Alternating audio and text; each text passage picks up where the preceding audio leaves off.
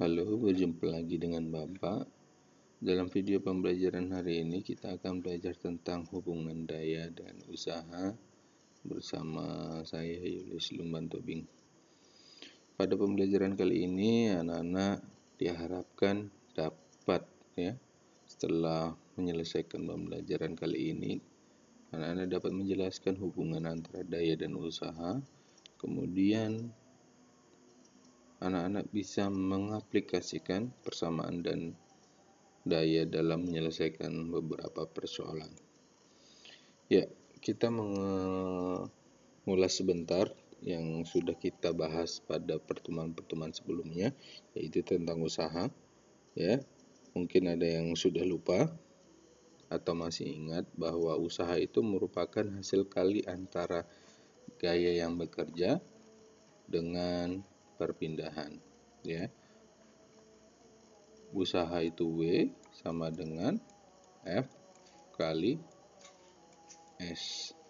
Ya, usaha adalah hasil kali antara gaya yang bekerja pada benda dan perpindahan. Ya, atau usaha itu adalah banyaknya energi yang dibutuhkan yang berubah dari satu bentuk ke bentuk lain. Ya, banyaknya energi yang diubah dari satu bentuk yang lain. Ya, atau kegiatan melakukan usaha itu disebut energi, sehingga energi dan usaha itu adalah sama. Ya, usaha itu sama dengan energi. Perubahan energi sama dengan perubahan energi.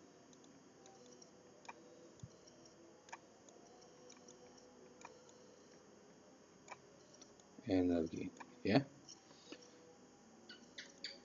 Ini harus kalian ingat bahwa usaha itu adalah sama aja dengan perubahan energi hasil kali perpindahan dengan gaya yang bekerja. Nah,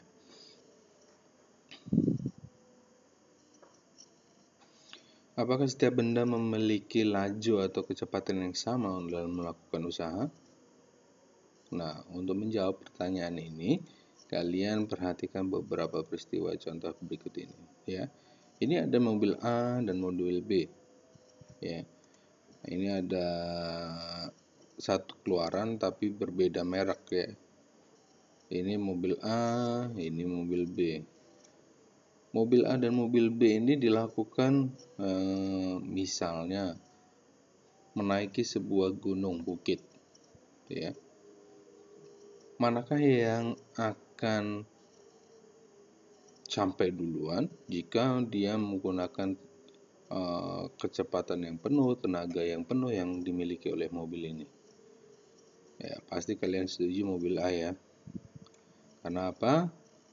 Dia memiliki daya yang lebih besar sehingga menghasilkan energi yang besar dan nyampe di sini akan lebih cepat pastinya. Ya. Itu.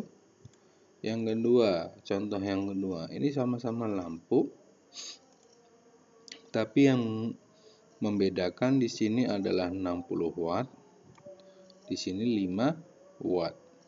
Kira-kira manakah lampu yang mengeluarkan banyak energi di waktu yang sama? Ya, ketika kalian belajar memakai lampu yang 60 watt sama 5 watt dengan waktu yang sama, kira-kira yang memiliki energi lebih besar yang mana? Pasti yang ini ya, yang 60 watt. Artinya apa? Lampu yang 60 watt itu memiliki daya yang lebih besar daripada yang 5 watt. Menghasilkan energi ya yang besar. Nah, dari dua peristiwa itu kita bisa menyimpulkan bahwa daya itu adalah laju sebuah benda dalam melakukan usaha atau energi dalam 1 sekon ya. Daya itu adalah laju sebuah benda dalam melakukan usaha dalam 1 detik ya. Persamaannya kita rubah menjadi P. P ini daya sama dengan W per T. W itu adalah usaha atau perubahan energi. T itu adalah waktu ya. Jika kita rubah dalam bentuk segitiga rumusnya, ya, P di sini, W di sini, dan T, ya. Kalau kita mencari W sama dengan P kali T. Kalau kita nyari T sama dengan, ya, T di sini berarti W per P. Oke. Ingat, P itu adalah daya, satuannya watt atau W. W itu adalah usaha atau perubahan energi, satuannya joule. T itu adalah waktu atau sekon. Ingat, W di sini dengan ini beda. Kalau W di sini adalah besaran, kalau yang W di sini adalah satuan, ya. Kalau besaran W itu adalah, iya, usaha atau perubahan energi, satuannya joule atau J. Kalau W sebagai satuan berarti dia adalah watt. Oke, P sama dengan W per T. Sangat mudah sekali.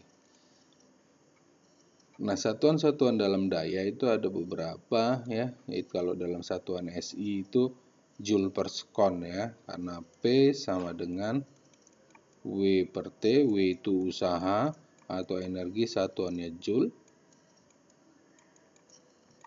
T itu waktu, satuannya detik atau sekon, ya. Nah, joule per sekon ini disingkat atau sama saja dengan watt. Jadi watt itu adalah joule per sekon, ya.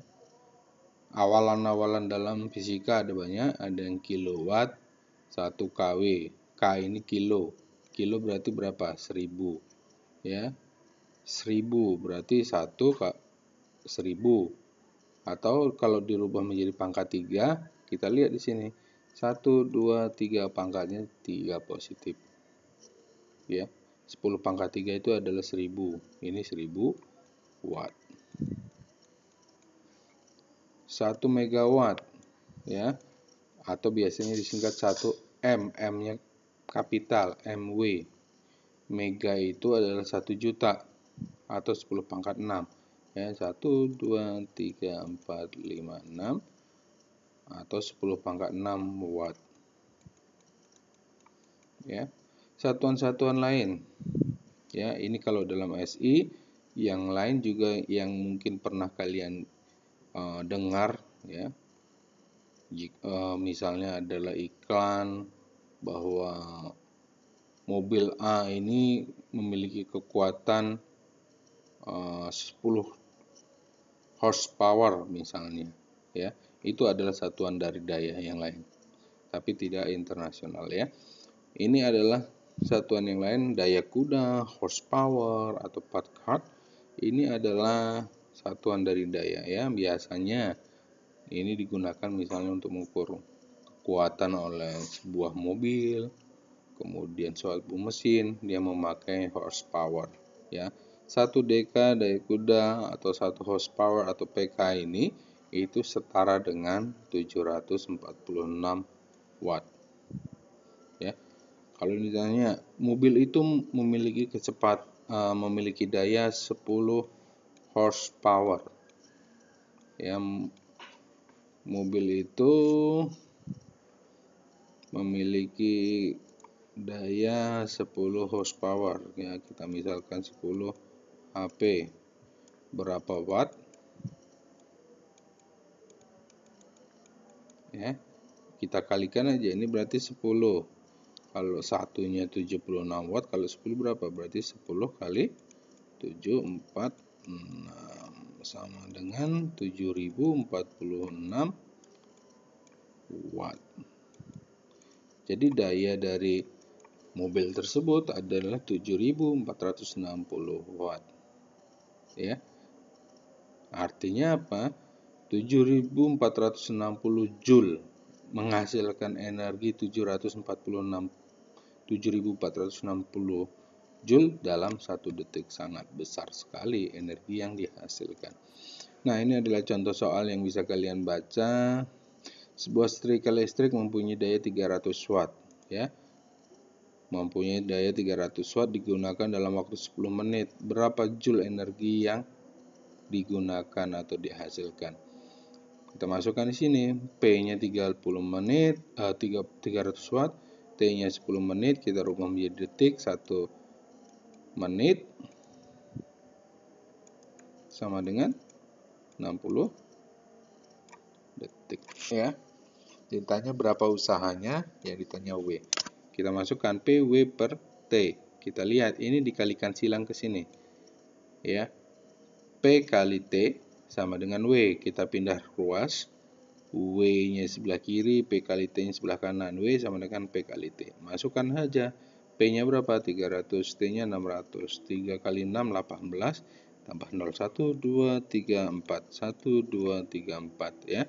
Ingat, kita kalau misalnya di pilihan ganda atau jamak, kok nggak ada 180.000? Yang ada 180 kJ. Sama aja nih. 1, 2, 3 itu kan 1000. 1000 itu sama aja kilo. Awalannya ya. Berarti kita rubah 180 kJ. 180 kJ itu ya kJ, ingat kilojoule. kJ itu 1000, berarti 180 sama saja dengan joule. Ya. Demikian pembelajaran kita hari ini. Itu tentang daya dan usaha. Anak-anak silahkan bertanya di bawah kolom komentar jika ada yang ingin ditanyakan. Selamat belajar ya.